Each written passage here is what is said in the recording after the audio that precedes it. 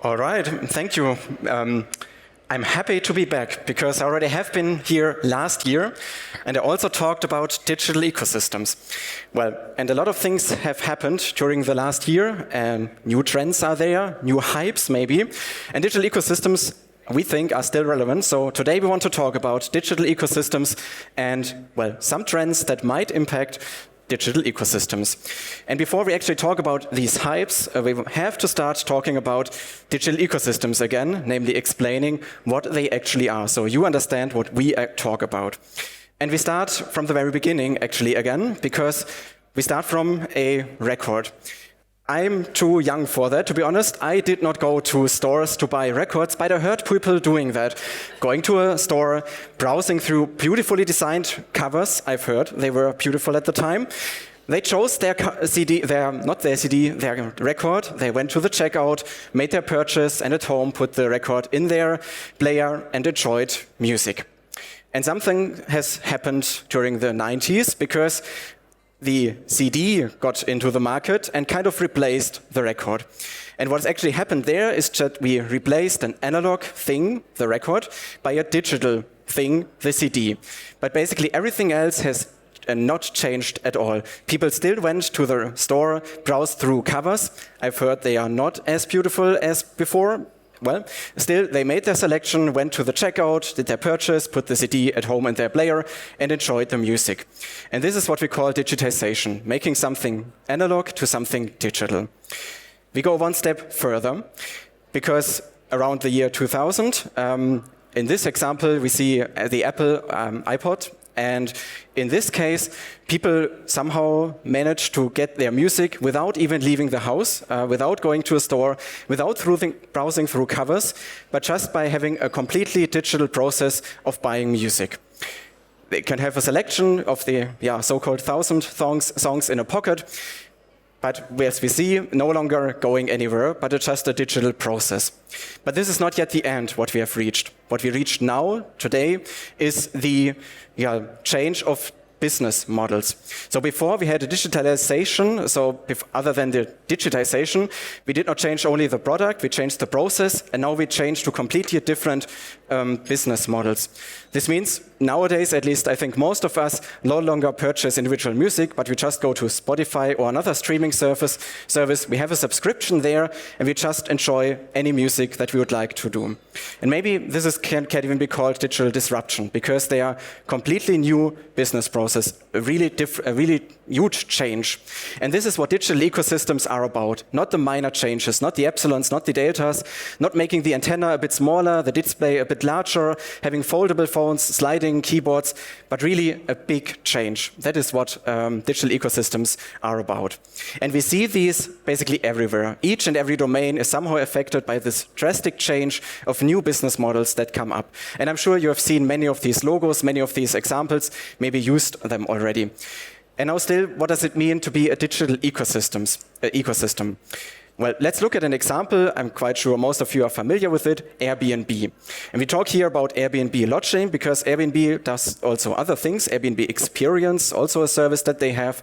We look here at Airbnb lodging. What they do, they provide a brokering service. This is what digital ecosystems are about, a brokering. And in this case, a brokering of private accommodations.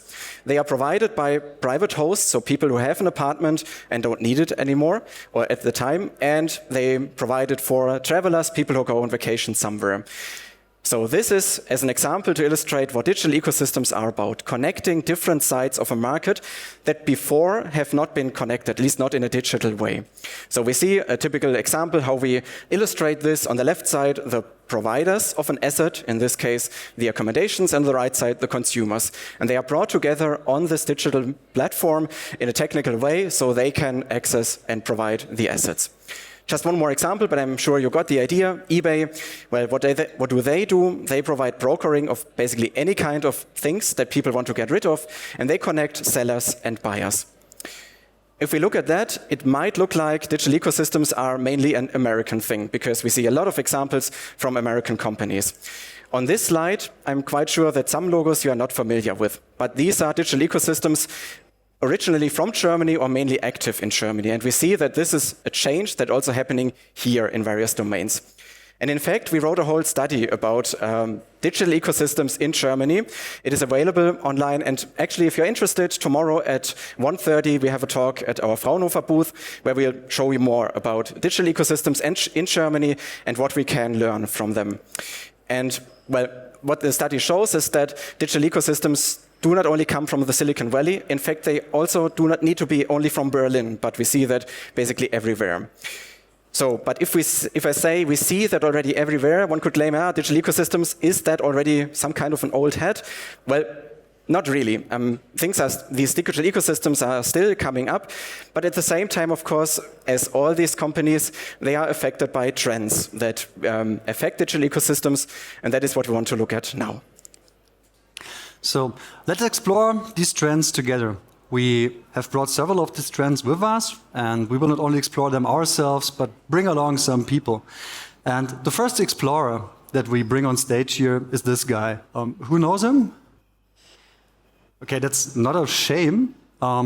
This is Neal Stephenson, and he's an author from the US. He's a sci-fi author, maybe to the subgenre of cyberpunk, and he's written different books. One of them, 1992, is called Snow Crash. It's about an anarcho-capitalist dystopia, and the state has left all the social order functions just to the private companies. This is what he has written in that book. Okay, you didn't know him. Let's go to the next explorer. Maybe you know him better. Mark Zuckerberg, formerly known as the chief and the inventor of Facebook, and the company behind that is called Facebook. And now they're calling themselves different. They're calling themselves Meta.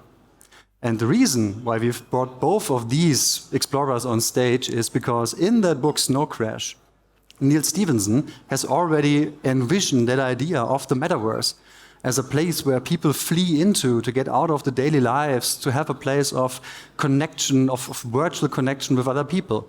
And this is somehow exactly the same idea as Facebook envisions this metaverse. So a place where people can come together, can connect, can be with each other, exchange social connection, all these things.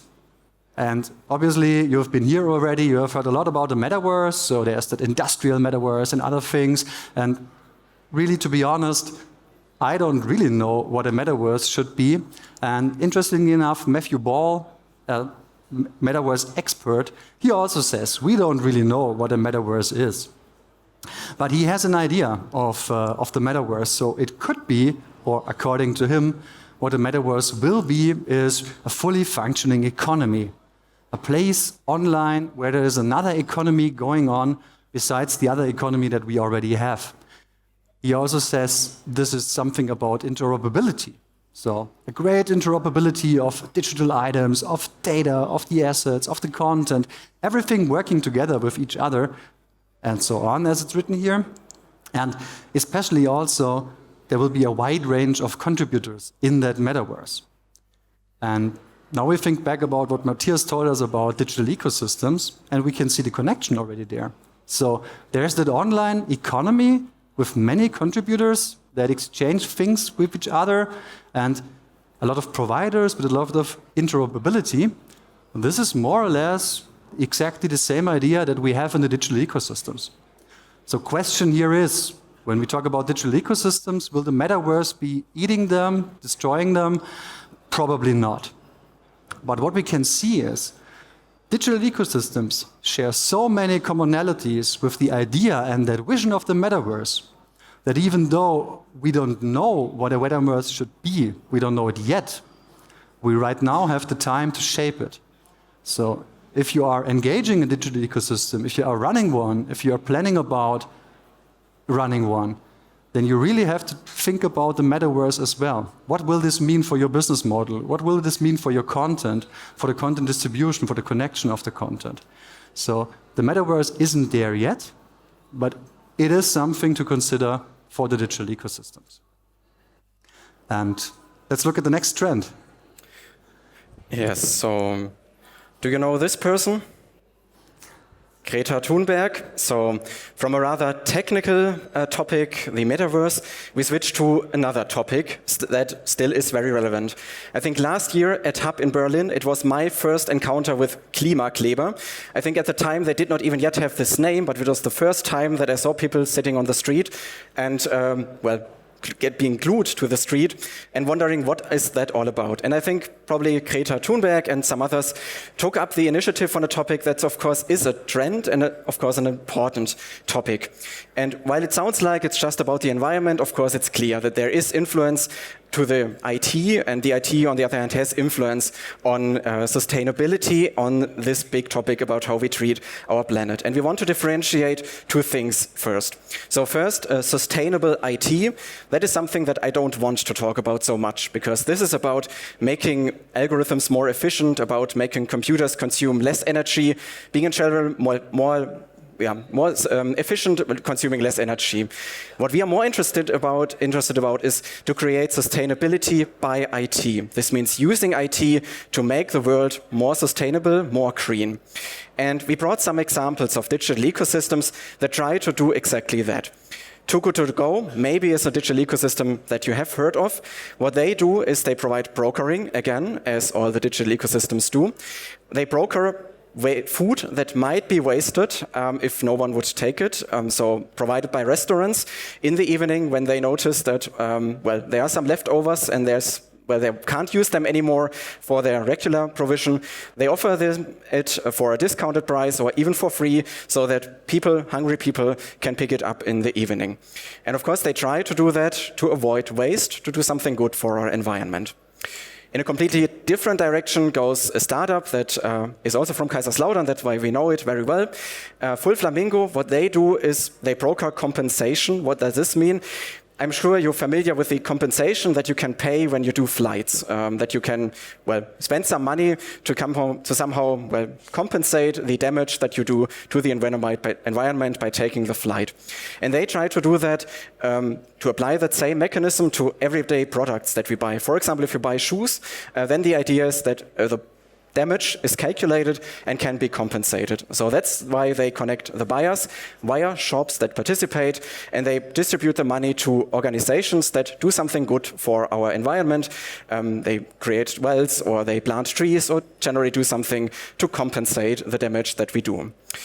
And one more example, Uber, I'm quite sure you know, they transport people, and they have a program called Uber Green. And basically it's still the same service that they provide.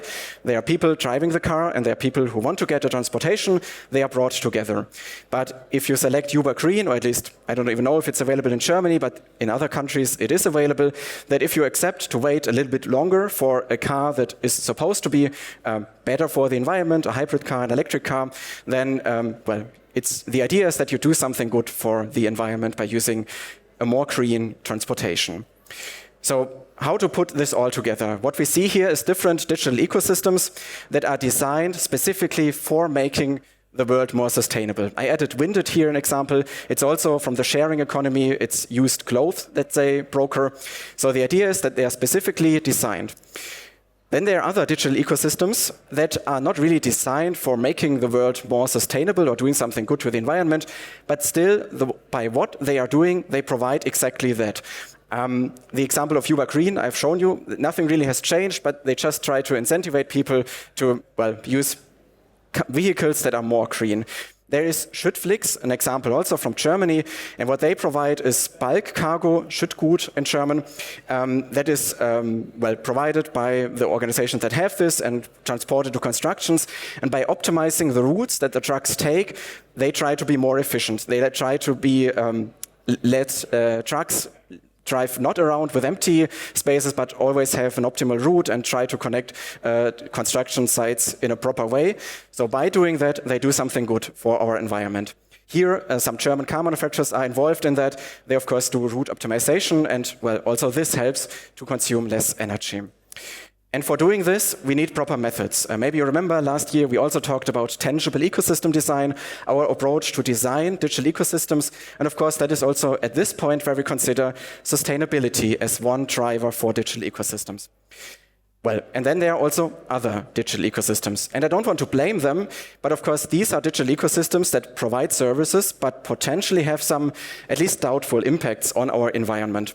And probably for these, we mainly can use what I don't want to talk about, sustainable IT. So they spend a lot of thoughts on how to make algorithms more efficient, how to distribute the data, the movies in an efficient way to consume less energy. It's not a digital ecosystem topic anymore, but it's really about making also these digital ecosystems more sustainable. Yeah, and after sustainability, there's one last hype that is left, and I think everybody was waiting for the elephant in the room, so let's talk about artificial intelligence now. Who knows this person? That is John McCarthy, and he's not only the inventor of the programming language Lisp, but also he's the person that has coined the term artificial intelligence. And this wasn't like 10 years ago or 15 years ago, this was in 1955. So artificial intelligence has already been there as an idea and as a concept for a long time. And yeah, we have seen it already. We have seen categorization tasks, finding out faces and images, image recognition, all these things that we have helped Google in its algorithm when we solved those captchas. This is something where artificial intelligence has already been a great tool, a great method that we have applied for a long time already. But obviously, I don't tell you anything new. Within the last few months, we have seen the rise of the generative AIs, something that we didn't think was really possible before that, now is just a tool in our hands. Everybody has access to that. And we use it already. So in fact, my wife is a teacher, and someday she just approached me and says, oh, of course, I'm getting the texts for the students done by ChatGPT. Why shouldn't I be doing that? So it is there everywhere. It is there in business applications already, it is there in customer-facing applications, it is there in marketing organizations creating content. Everywhere we have the first things where generative AI is applied. So obviously, we also have to think about ecosystems. Let's quickly recall the definition of the digital ecosystem. We have the providers of assets that are brokered via that ecosystem service to the consumers of the assets. And there is that asset on the digital platform within that ecosystem service that is brokered. And that asset here, this is where we can really see the potential implications of artificial intelligence on digital ecosystems. Because think about the examples that we had. These are all different digital ecosystems, and when we look at them, we can see that some of them are brokering more physical assets and others are brokering more digital assets. Examples of the physical assets, we have seen eBay, Airbnb. So there's a good that I'm brokering on eBay. There's that room or that flat that I'm renting on Airbnb. And what we expect to see is that AI is influencing these ecosystems, but in a very specific way. We assume that the ecosystem service itself will be AI-powered. So it will be helping the platform operator in do a better brokering. It will be helping the asset providers in providing better information about their asset, helping them with the content all around that. This is changing the operations of the digital ecosystem. It's making the service better. But let's think about ecosystems where they have digital assets. So for example, Instagram or YouTube. We have the same picture here. We have the content providers and we have the asset consumers. In the middle, there's the digital platform with the brokering service. And obviously, it is quite easy to imagine that people that are providing assets, that are creating content, that they will start working with generative AI very, very soon to help them create the content, generate that content in a more easy way. Maybe creating a lot more of that content, maybe making it better than before, doing it in a different way, probably making it in a cheaper way with the same effect. But why should the platform operator, in that case, just leave the generative AI to the providers of the assets? Why not think about, okay, I can replace them just with my own generative AI, integrating this into my digital ecosystem service, and finally replacing that digital ecosystem with something completely else. So we assume that generative AI will have an impact on ecosystems, especially when they care about the digital assets, in such a way that it might ultimately even replace the digital ecosystem with something else. So if you're working on the digital ecosystem or are thinking about that, you really have to consider all these trends and hypes, and you will need to have the will to think about them. You will need to have the courage to embrace them and try out new things, and obviously you need the skill to do that. If you have more questions, just join us on the Fraunhofer booth or write us in the event app. Thank you so much. See you next time.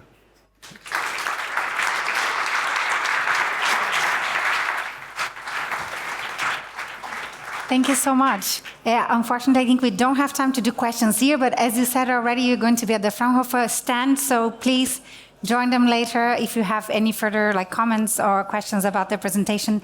Thank you so much. Thank you. We will have a very short 5-minute break, and we are back exactly at 1:45 for our next talk. Thank you very much. See you then.